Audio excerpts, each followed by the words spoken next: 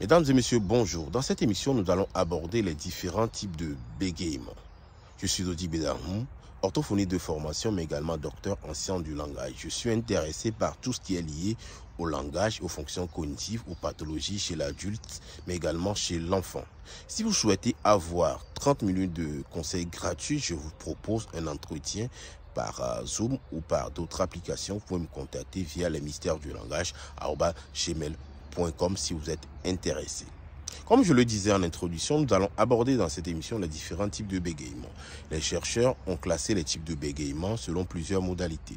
Dans cette émission, nous allons bien sûr aborder les types de bégaiement selon la période d'installation. Alors nous avons dans le premier temps le bégaiement développemental transitoire. Il s'agit d'un type de bégaiement qui s'installe chez l'enfant entre 2 à 4 ans, mais qui va s'arrêter à un moment donné.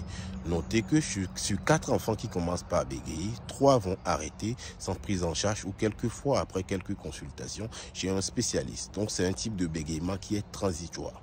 Mis à part ce type de bégaiement transitoire, nous avons un type de bégaiement qu'on appelle développemental persistant. Disons que c'est le mot transitoire, mais qui s'est installé dans le temps. Donc, ce type de bégaiement commence également entre 2 à 4 ans, mais ça va persister dans le temps. C'est le type de bégaiement qu'on va par exemple retrouver chez l'adulte bègue. Mis à part ce type de bégaiement persistant qui est persistant, nous avons le bégaiement qu'on appelle le bégaiement masqué. Il s'agit d'individus qui vont bégayer sans que personne ne s'en rende compte. Ces individus vont donc mettre en place des stratégies qui permettent de masquer leur bégaiement. Ce type de bégaiement s'appelle également un crypto-bégaiement. Sachez que ces individus, même s'ils ne bégayent pas devant les interlocuteurs, vivent quand même une souffrance qui est importante. Et ces stratégies mises en place, quelquefois, ne vont pas marcher et ces personnes vont donc être dans des difficultés.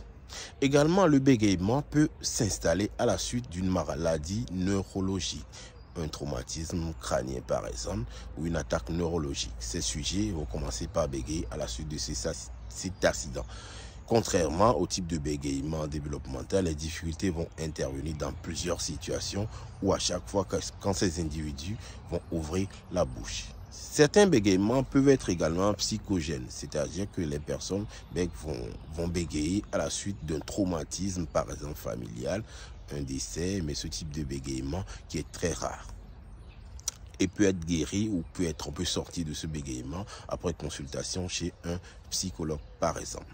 Si vous souhaitez avoir des conseils gratuits sur le bégaiement ou que ce soit la pathologie concernée, il faut me contacter via les mystères du langage @gmail.com et je répondrai à toutes vos questions. Au revoir et à bientôt.